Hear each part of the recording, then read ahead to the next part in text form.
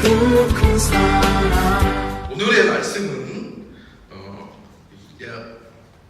올무에 묶인 크리스천, 그리고 부제는 몸으로 하자, 이런 주제로 준비를 해봤습니다. 우리 다 같이 성경 말씀 마태복음 22장 15절에서 27절까지의 말씀, 이게 잘못 나왔는데요, 15절에서 27절까지 준비가 되어 있으니까 함께 우리 교독하도록 하겠습니다. 이에 바리새인들이 가서 어떻게 하면 예수를 말의 올무에 걸릴까 할까 상의하고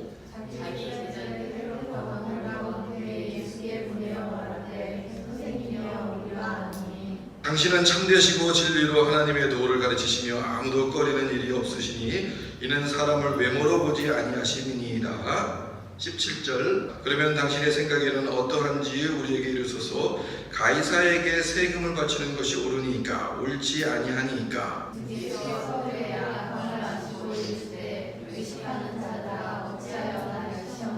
세금 낼 돈을 내게 보이라 하시니 데나리온 하나를 가져왔거늘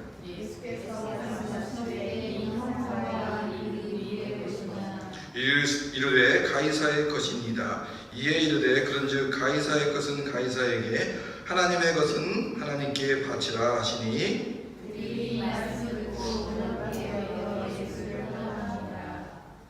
그들이 놀랍게 여겨 예수를 떠나가니라. 아멘.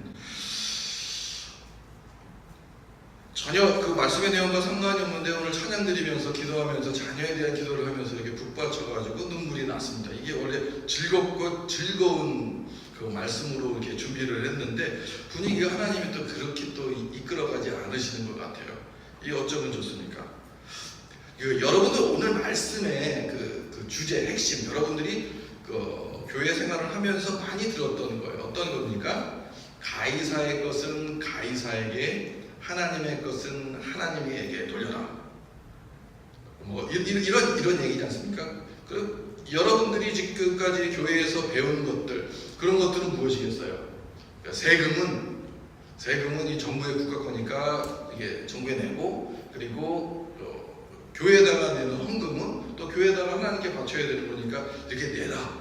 뭐 이렇게 좀 그 설명을 듣고 자라지 않았습니까? 저도 그렇게 공부를 하고 신학교에서도 뭐 그런 거에서 크게 벗어나지 않게 가르쳤어요. 정말로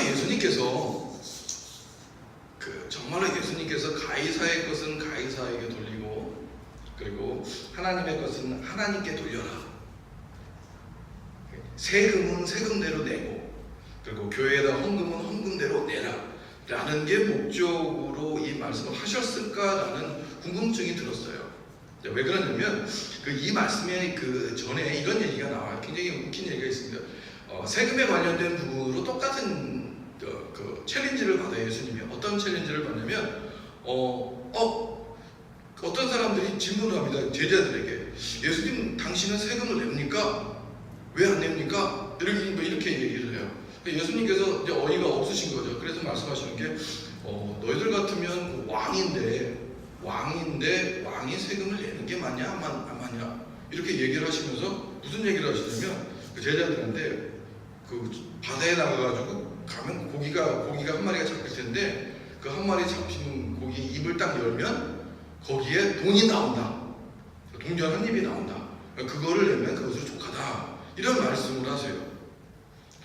그 의미를 봤을 적에 예수님께서 생각하시는 그 부분은, 우리들이 바라본 그 부분은 그게 핵심이 아니라는 거죠. 오늘 말씀의 핵심은 15절 그 말씀입니다. 15절 우리 말씀을 다시 한번 보면 이런 말씀이 있어요. 이에 바리새인들이 가서 어떻게 하면 예수를 말의 올무에 걸리게 할까 상의하고, 세금을 내고 하나님께 헌금을 내고 하는 것으로 예수님을 시험하고자 하는 그 바리새인들이 핵심이었다는 거예요. 오늘의 제목은 그래서 무엇으로 정했냐면 올무에 묶인 크리스찬이라는 제목을 가지고 여러분들과 함께 말씀을 나누고자 합니다. 왜 이런 말씀을 준비를 했냐면 우리가 크리스찬으로서 생활하는데 여러 가지의 올무에 많이 빠지고 사는 것 같아요. 그 올무가 뭡니까? 첫 번째 성전 건축하는 거, 10의 1조 내는 거, 주일날 예배 참석하는 거, 모든 공리에 참석하는 거, 새벽 예배하는 거, 성경 공부하는 거, 양육 프로그램 하는 거, 제자 훈련하는 거, 기타 등등 교회에서 하는 프로그램, 이런 것을 참석하고 이런 것을 모든 것을 다 하는 사람이 예수 그리스도를 옳게 믿는 사람인 것처럼, 그런 표본인 것처럼 보여지는 게 바로 오늘날 우리 크리스찬들이 갖고 있는 올무가 아닌가라는 생각이 들었습니다. 왜 그러냐면 바리새인들이란 이스라엘의 유대교 중에서 그 경건주의에 속했던 사람들이에요. 옛날 이스라엘에는 세 개의 큰 그 정파가 종교당이 있었어요. 종교파가. 그 한 당이 뭐예요? 유대교가 있었고, 그 다음에 유대교가 있었던 게 아니고 유대교의 세 가지 파가 있었죠. 그 유대교의 세 가지 파 하나가 뭐죠? 바리새파. 그 다음에 사두개. 그 다음에 하나가 그 진롯이라고 열성당원이라고 그러죠. 이렇게 세 가지가 있었는데 그 로마의 정권에 들어오면서 두 가지 파, 그 사두개파라고 하는 그 파하고, 사두개파는 고위직이었거든요. 좀 이렇게 족보가 있는 부자였어요. 로마 집권에서 그들 기득권을 지키지 못하고 무너지게 됩니다. 그리고 열성당원인 진롯은 막 이렇게 투쟁하고 막 싸움하는 그런, 결국 로마의 그 정권에 무너지게 돼요. 바리새인은 중산층 계급의 성경만 연구하겠다, 하나님의 말씀만 연구하겠다, 모세 오경을 기준으로 한 토라만을 연구하겠다라고 내고를 합니다. 그러니 로마에서 종교적으로 이스라엘 사람들을 그래도 안정시키면서 이끌어야 되니까 이들이 딱 맞는 거예요. 어떻게 보면 우리나라에도 그런 분들이 있잖아요. 역사적으로 일제시대를 경험한 우리로서는 그 친일. 그럼 어떻게 보면 이 바리새파는 친노를 하면서 복음을 연구한 사람들이라는 거예요. 이 바리새인들은 성경을 연구하고 가르치고 그리고 예배를 인도하고, 성전이 무너졌으니까 없으니까 예배를 인도하면서 종교 지도자로서 성장을 하는 그러한 상태가 지금 예수님 시대 때 예수님이 지금 말씀을 하고 있는 겁니다. 근데 문제는 이들이 늘 예수님을 곤란케 했다라는 거예요. 예수님을 시험에 빠뜨리려고 했다라는 거예요. 이들의 질문은 늘 예수님이 대답할 가치가 없는 것을 질문했다라는 거예요. 이들이 물어보는 것은 늘 그 질문 자체에 핵심이 있는 게 아니라 크리스천 자체, 예수 그리스도를 무너뜨리기 위한 질문을 했다라는 겁니다. 여러분들 질문하겠습니다. 주일 예배는 꼭 참석해야 되는 겁니까? 네. 요즘 우리 그 크리스찬들이 그 교회에서 논의를 하고 있는 게 이런 이야기를 가지고 논의를 하면서 설명을 하고 신학적인 근거를 이야기하면서 이렇게 설명을 하고 있는 거예요. 그러면 삶 속에도 예배가 있잖아요. 그렇죠? 그러면 삶 속의 예배는 계속 드려야 됩니까? 네. 교회에 나와서 예배를 꼭 드려야 됩니까? 네. 성경에서 진리라고 하는 교회에서의 예배, 삶 속의 예배를 꼭 드려야 되는데, 그러면 우리가 예배의 뜻에 대해서 알아봐야 되잖아요. 그렇죠? 예배의 뜻은 지금 슬라이드를 준비했습니다만 어려운 그 용어이기 때문에 여러분들 머릿속에 딱 들어갈 수 있게끔 준비를 했어요. 히브리어로 아바드, 샤, 부복하며 섬기다. 헬라어로는 프로스케네어, 라트리오, 받들어 경배하면서 섬기다. 영어로는 잘 알죠. 우리 많이 쓰는 거. worship, worth, 가치, 신분. 예배란 최상의 가치를 하나님께 돌림으로 하나님만이 주인임을 고백하는 일종의 행위입니다. 믿어지십니까?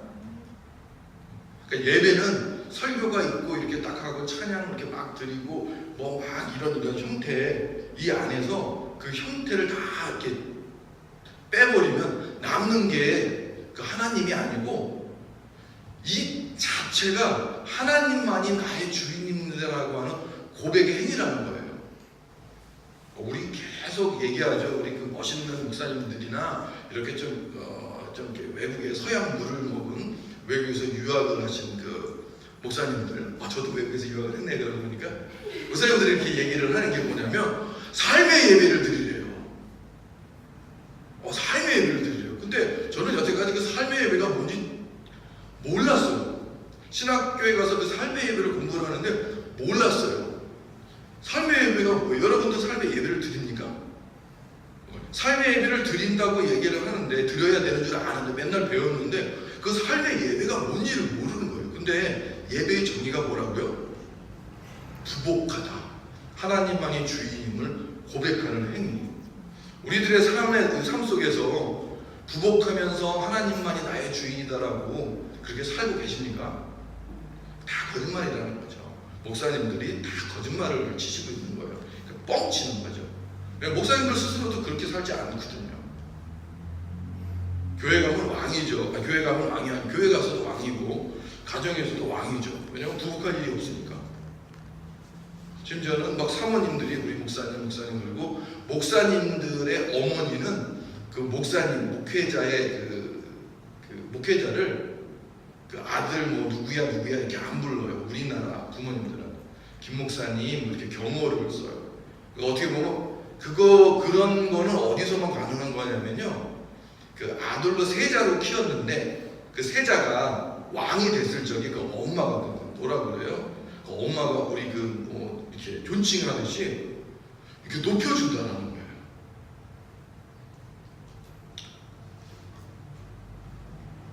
진정으로 예수 그리스도를 섬겨야 될 대상들이 그 삶에서 부복하는 자세가 없다는 거예요. 우리가 크리스찬입니까? 그러면 우리의 삶 속에서 부복하는 자세가 나와야 돼요. 부복이라는 건 뭐냐면 배를 쭉 까는 거거든요. 저는 배를 깔아봤어요. 영주권 안 나왔을 적에 크라이처치에서 차디찬 바닥에 배를 깔아봤어요. 기도를 하는데 무릎 꿇고 기도가 안 되더라고요. 너무 가슴이 저리고. 왜냐면 그 추운데 우리 그 애들이 그 학교 가고 우리 강일이는 그 학교 그 유치원에 이제 보내고 아내는 이제 몸도 추운데 그 추운 집에서 있고 불안하잖아요. 그리고 식당에서는 맨날 자른다 그랬어요. 브라이언 하면서 부르면 가서 덜컹거렸어요. 심지어는 너 한 번 더 부르면 그 다음에 내가 널 부르는 게 아니고 그냥 색 해가지고 아웃하라는 거다 라는 말까지 들어가면서 일을 했어요. 그러니 영주권을 집어넣고 얼마나 마음이 간절하겠습니까? 무릎 꿇고 부복하게 되더라고요. 그냥 배를 깔고 그냥 막 어떻게 기도를 했는지 모르겠어요. 그것이 예배라는 것이죠. 때로는 우리가 그런 경험을 할 수 있게끔 고통도 주기도 합니다. 하나님께서는. 왜? 하나님은 예배를 받으시기를 원하시는 분이시기 때문에 고통도 주기도 합니다. 그 예배는 내가 하나님을 주인으로 인정하는 그런 행위가 되어야 그것이 예배가 되는 거죠. 그러니 우리가 여기서 앉아서 예배를 드리고 있다고 하는데 이렇게 쳐다만 보고 있다라고 하는 것은 예배가 아니라는 거예요. 그건 뭡니까? 이렇게 늘 강조하죠. 예수님 주변에 늘 같이 이렇게 다 그 진을 치고 있었던 그러니까 예수님을 알고 있는 분들인 거죠. 예수님과의 관계는 그렇게 돈독하지 않을 수 있다는 겁니다. 교회 예배는 어떻게 그러면 되어야 되겠습니까? 예수님만 한 분만 높이는 그런 예배가 되어야 되는데 우리 교회의 실정은 어떻습니까? 구제, 전도, 봉사, 양육, 제자 훈련 또 뭐가 있나요? 무슨 훈련 해가지고 사람들을 막 이렇게 모아가지고 해요. 그 이유는 알고 있습니다. 왜 그러냐면 교회의 원래 그 목적인 하나님을 경배하는 그것이 안 되니까 훈련을 시키려고 그러는 거예요. 훈련을 시켜야 그게 되니까. 하지만 우리가 분명히 기억해야 될 것은 예배라고 하는 것은 그런 훈련의 행위가 아니라는 거예요. 예배는 한 살짜리도 할 수 있는 게 예배라. 하나님에 대해서 하나님이라고 하는 그 자체 존재를 믿는 그 순간에 예배는 시작을 할 수 있는 거라는 거죠. 어떠한 그 유창한 성경 구절을 암송하고 성경에 대한 신학적 이론을 꿰차고 있는 것이 예배를 형성하는 게 아니라 하나님이 내 주인입니다 라고 고백하는 그 순간 그 행위가 예배가 된다는 거예요. 우리가 성경을 많이 몰라서 우리가 많은 훈련을 받지 못해서 신앙이 없는 게 아니라는 거예요. 내 마음에 그분이 주인이 될 수 없음을 우리가 늘 간증하며 살기 때문에 신앙이 생길 수가 없는 거죠. 예배를 잘 이해하고 주님의 은혜와 기적을 체험하게 될 때 우리는 비로소 경험하게 되는 것이 무엇입니까? 바로 그 체험한 하나님, 그 체험한 그 은혜를 이제는 전파하게 되는 거죠. 그걸 우리는 뭐라고 그래요? 전도, 복음의 복음 전도. 사도 바울은 그렇게 알고 있었던 그 하나님에 대한 그 형상이 예수 그리스도를 보면서 예수 그리스도를 그 핍박하던 예수 그리스도를 본인이 만남으로써 완전히 변하잖아요. 그러니 뭐합니까? 그 사랑의 은총이 사도 바울의 마음에 들어가니까 그 다음에는 모든 것을 포기하고 복음을 전파하러 나가게 되는 거예요. 이런 것을 그 은혜를 체험한 나병 환자에 대한 그 이야기를 성경의 이야기를 통해서 한번 생각해 보시면 좋을 것 같습니다. 마태복음 8장 1절에서 4절 말씀이 있습니다. 우리 다 같이 어떤 이야기인지 다 아시겠지만 한번 합독하도록 하겠습니다. 시작. 예수께서 산에서 내려오시니 수많은 무리가 따르니라. 한 나병 환자가 나와 절하여 이르되 주여 원하시면 저를 깨끗하게 하실 수 있나이다 하거늘 예수께서 손을 내밀어 그에게 대시며 이르시되 내가 원하노니 깨끗함을 받으라 하시니 즉시 그의 나병이 깨끗하여진지라. 예수께서 이르시되 삼가 아무에게도 이르지 말고 다만 가서 제사장에게 내 몸을 보이고 모세가 명한 예물을 드려 그들에게 입증하라 하시니라. 여기에서도 나오는 부분에 또 많은 오해를 하고 계시는 분들이 계세요. 4절 말씀 병고침의 감사를 가지고 그렇게 하나님의 은혜를 받으면 교회에 가서 예물을 드려야 되는구나. 예수님께서 그 예물을 드려가지고 그것을 입증하라. 교회에다 헌금을 많이 내라. 이것을 강조한 내용으로 설명하시는 분들이 있습니다. 그러니까 감사헌금. 그래서 나온 게 이제 감사헌금이죠. 여러분들 감사헌금 하십니까? 네. 감사한 게 없으면 그러면 감사헌금을 안 하면 한 주 내내 감사한 게 하나도 없는 건가요?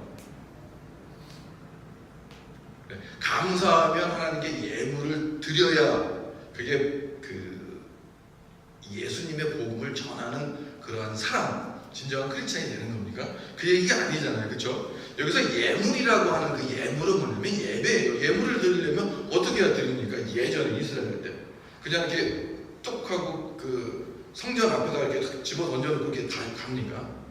아니라는 거예요. 지금 이 병든 사람은 그 당시에 예배당에 갈 수 없는 사람이었어요. 그러니까 깨끗한 몸을 받았으니까 이제는 공회에 가서 예배를 드릴 수 있는 사람이 되었다라는 거예요. 깨끗해진 그 목적이 뭐냐면 예배에 하나님께 드릴 수 있는 예배에 참석할 수 있다라는 거예요. 그것을 벗겨준 거거든요, 예수님께서. 감사함으로 예배에 참석해서 그 참석한 경배의 예배를 드려라. 근데 여기서 이런 얘기가 있습니다. 무슨 얘기냐면 삼가 아무에게도 이르지 말고 라는 얘기가 있어요. 예배를 드리러 가는 그 사람의 그 마음을 나는 예배를 드리러 가, 나는 크리스찬이야, 나는 이렇게 잘 나가는 크리스찬이야, 이렇게 얘기를 할 필요가 없다라는 거예요. 물론 거기에 역사적인 배경이 있습니다. 이렇게 붙여주고 이렇게 해가지고 예수님께서 곤욕을 치를 수 있을 거라고 하는 것을 방지하기 위해서 예수님께서 이렇게 말씀하셨다라고 이야기하는 분도 계신데, 제가 보는 뷰는 그렇습니다.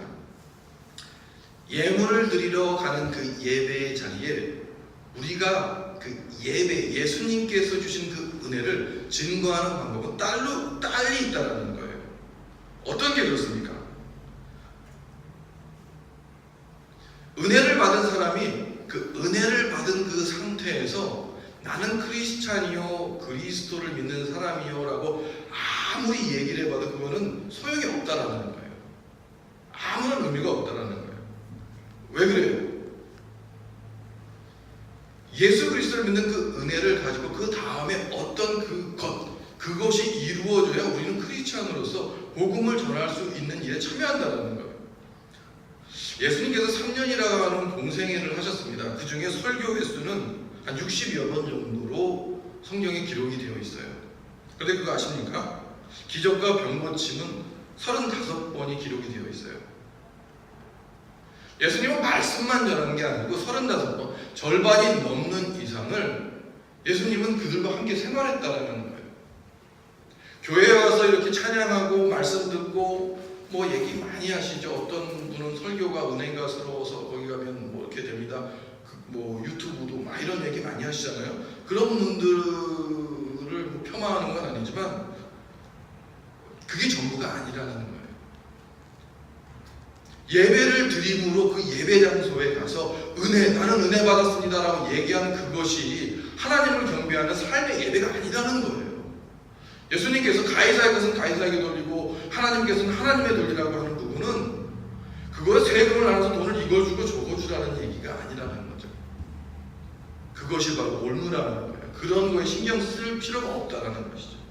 우리 마가복음에는 이 상황을 마가는 똑같은 상황인데 달리 얘기하고 있습니다.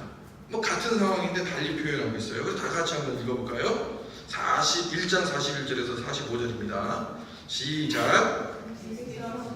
여기서 손을 내밀어 그에게 대시며 이르시되 내가 원하노니 깨끗함을 받으라 하시니 곧 나병이 그 사람에게서 떠나가고 깨끗하여진지라 곧 보내시며 엄히 경고하사 이르시되 삼가 아무에게 아무 말도 하지 말고 가서 내 몸을 제사장에게 보이고 내가 깨끗하게 되었으니 모세가 명한 것을 드려 그들에게 입증하라 하셨다.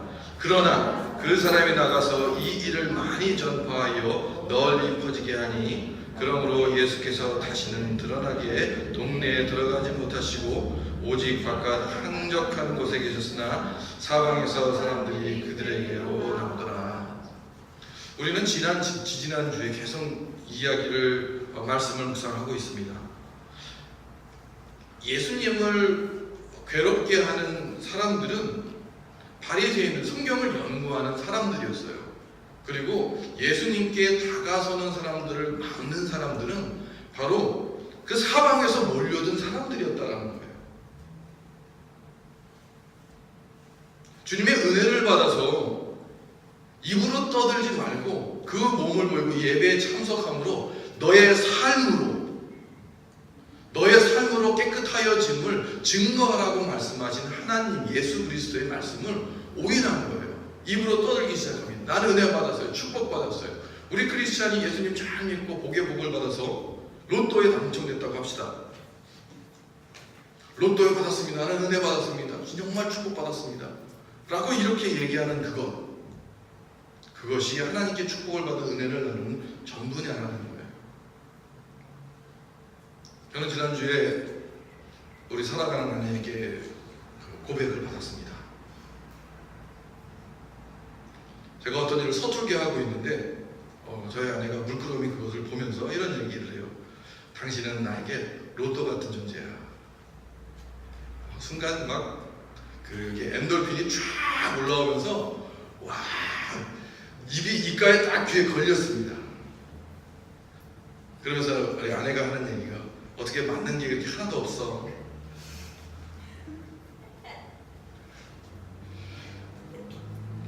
뭘 시키면 시키는 대로 제대로 하는 게 하나도 없고 오른쪽으로 가고 싶으면 왼쪽으로 가고 있고 순간적으로 감동됐다. 은혜가 쫙 들어왔다가 그 로또라고 하는 의미가 저에게 그 창문을 확 꼈는데 그 인사불성이 되더라고요. 그래서 내가 이렇게 계속 살아야 되나 뭐 이런 막 자책감도 들고 그런 생각이 들었습니다.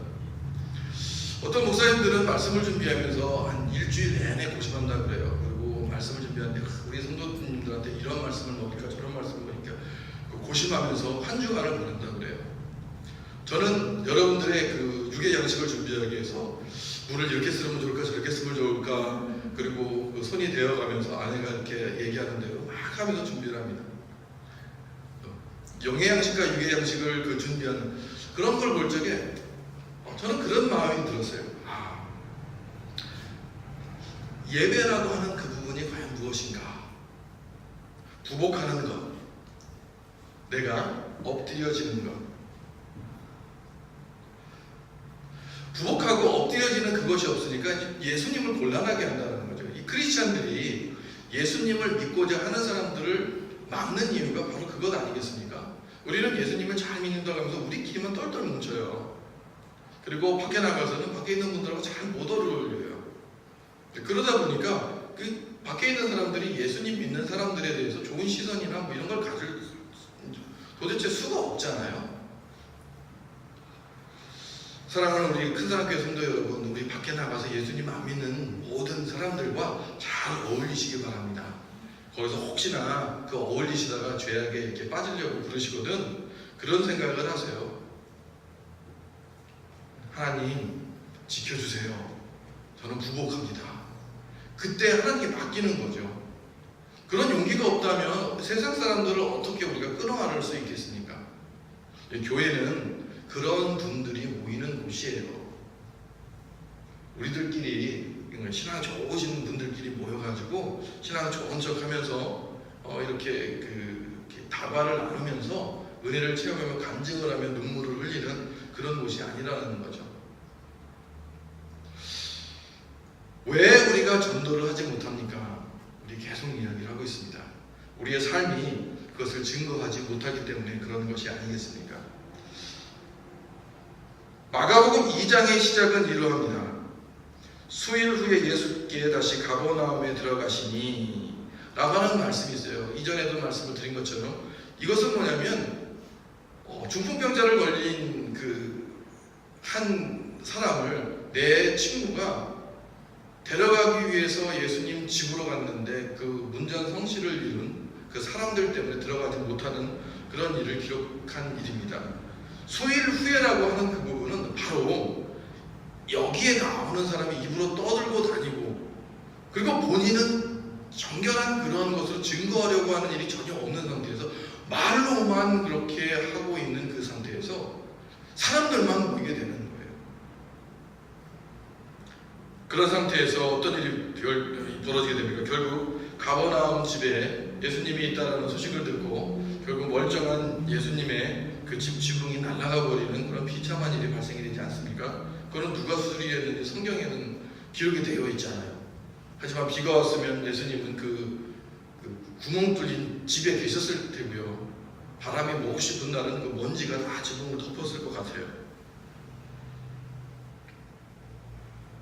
그럼 우리가 어떻게 올무에 빠지지 않고 우리 주님의 명령을 잘 따르는 제자가 될 수 있겠습니까? 마가복음 2장 10절에서 12절은 이렇게 설명을 하고 있습니다.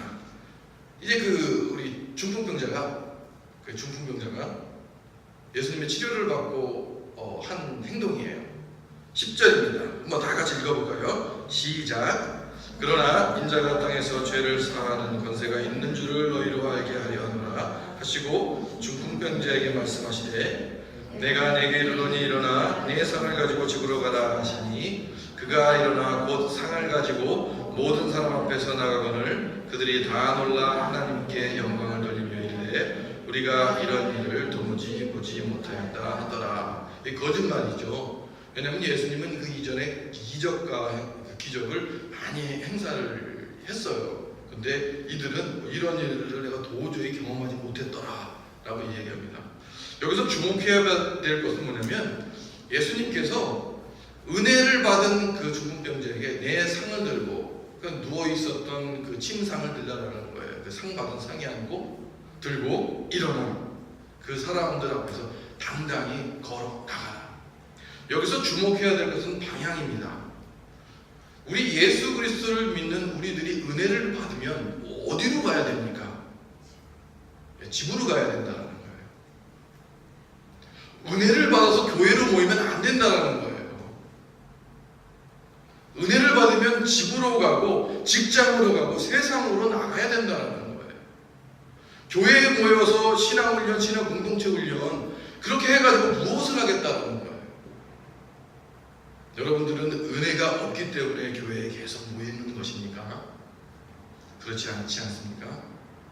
우리는 늘 생각합니다. 하나님의 은혜를 간구합니다. 그리고 때로는 그 은혜에 감독해서 눈물을 흘릴 때가 있고 그 말씀을 묵상하면서 찬양할 때가 있어요. 그러면 어디로 나가야 됩니까?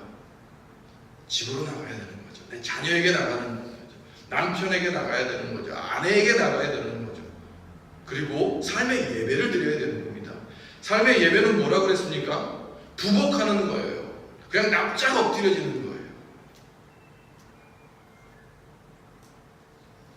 하나님을 높이는 거예요. 그 하나님을 높이는 것이 무엇입니까? 그 은혜를 받은 내가 부복하며 하나님을 섬기듯이 나의 사랑하는 이웃과 아내와 남편과 자녀를 사랑하는 그 모습이 바로 예수 그리스도 하나님을 높이는 부복하는 자세라는 거예요. 그래서 그러지 마십시오. 나는 하나님을 섬기고 부복하니까 이제 나한테 말 걸지 마. 그리고 문 딱 잡고 그 성경 말씀 읽으면서 찬송가 틀어놓고 아무도 접근 못하게 하고 주변에서 아이가 놀아달라고 막 이렇게 하면 성경 보는데 왜 이렇게 경거망동해 뭐 이러면서 아이를 떠밀고 이게 아니라는 거예요. 무슨 얘기인지 여러분들 다 이해하시겠습니까? 이해하시죠?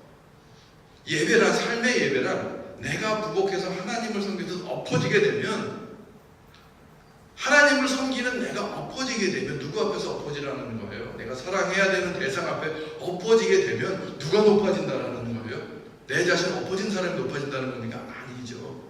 내가 은혜를 받은 그 하나님이 높아진다라는 거예요. 교회가 왜 욕을 먹습니까? 목사, 전도사, 권사, 장로들이 왜 욕을 먹습니까? 커지면 커질수록 배가 나오고 저는 뭐 성도님들 늘지가 않았는데 배는 계속 나와요. 커지면 커질수록 엎드려지는 게 힘들어지는 거예요. 배가 나오니까 엎드려지는 게 힘든가 봐요.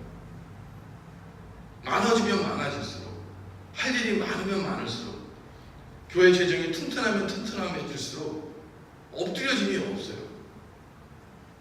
그러니 세상에서 그 엎드려짐의 예배를 간구하고 있는, 보고 싶어하는 그들이, 그 세상 사람들이 우리 하나님을 높이겠습니까? 절대 그렇지 않더라는 거죠. 그들은 되려 그 복음 자체가 하나님을 피곤하게 만들고 있다는 거예요. 그렇기 때문에 세상 사람들은 우리 그리스도를, 우리 예수님을, 우리 하나님을 그렇게 높게 보지 않는다는 거예요. 왜 그렇습니까? 우리가 믿고 있는 우리 하나님, 우리 자체도 하나님을 높여서 부복하지 않는데 어떻게 하나님에 대해서 듣지도 믿지도 않는 그 사람들이 하나님을 높일 수 있냐라는 이야기입니다. 목회를 시작하면서 가장 슬픈 일이 어떤 것인지 아십니까? 성도님들이 교회를 떠나가는 것입니다. 교회를 떠나가는 이유는 여러 가지가 있습니다. 그 중에서도 목회자가 마음에 안 들어서 교인들과 다툼 때문에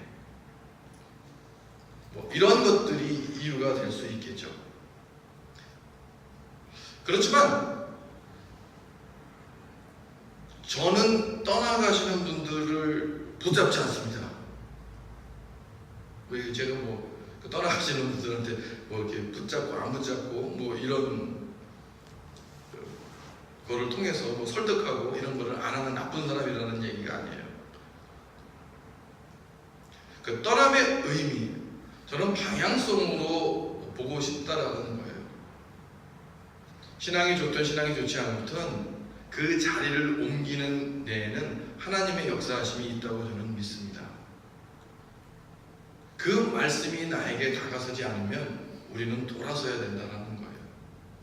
그 돌아섬의 그 방향을 과연 어느 쪽으로 등을 지고 있느냐, 이것이 바로 우리 신앙인들의 척도라는 것입니다. 우리는 평생 신앙생활하면서 여기 보이는 십자가를 바라만 보고 살려고 교육을 받았습니다. 근데 제가 신학대학에 가서 신학을 공부하고 나니 이제 저는 십자가를 늘 등에 지고 사는 사람이 되었다는 거예요. 언제까지 여러분들의 신앙이 십자가만 바라보고 있는 신앙으로 살아야 되냐는 거예요. 예수님께서 갑갑하게 생각하시는 것이 가이사의 것은 가이사에게, 하나님의 것은 하나님에게, 언제까지 이렇게 초등학교적인 이야기로 우리가 행해야 되는 그것, 은혜 받은 자가 반드시 해야 되는 그것에 대해서는 골똘하지 않고 그런 이야기에, 그런 것에만 빠지고 있냐라는 겁니다. 저는 우리 큰사랑교회 성도님들이 이렇게 신앙을 키워나갔으면 합니다. 십자가를 바라보고 있는 신앙에서 이제는 십자가를 등에 지고 사는 주님의 귀한 형제 자매님들이 되기를 주님의 이름으로 축원합니다. 그것은 어떤 것입니까? 이제 앞으로 나오는 거예요. 교회에서 하는 모든 일들은 이제 숨어있지 않고 나오는 거예요. 그리고 교회에서 받은 말씀으로 받은 그 은혜를 이제 십자가를 등에 지고 예배당에서 무릎 꿇고 울면서 기도하는 것이 아니라 그것을 받은 은혜를 가지고 밖으로 나가는 거예요. 그것이 십자가를 등에 지고 사는 진정한 크리스찬의 모습이 될 것입니다. 그 길이야말로 우리가 크리스찬이라고 하는 우리로 올가매는 그 올무에서 우리 스스로 벗어나는 길입니다. 우리가 올무에서 벗어나는 길은 십자가를 짊어지는 길밖에 없다는 겁니다. 우리 사랑하는 큰사랑교회 성도 여러분, 십자가를 짐으로 사망의 올무에서, 우리들의 삶의 올무에서, 우리들이 풀지 못하는 올무에서 벗어나는 귀한 주님의 자녀 되기를 주님의 이름으로 축원드립니다. 기도하겠습니다.